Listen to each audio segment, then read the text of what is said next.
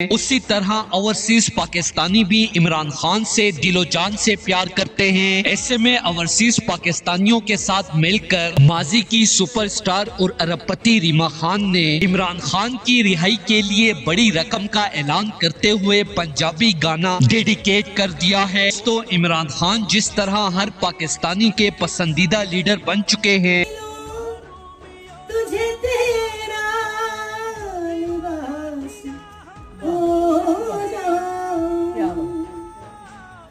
बना के तुझको समंदर में प्यास हो जाऊं, बना के तुझको समंदर में प्यास हो जाऊं,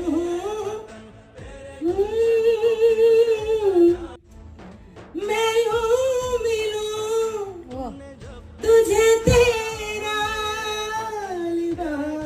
देखिए रीमा, मैं आपको एक बात बताऊं।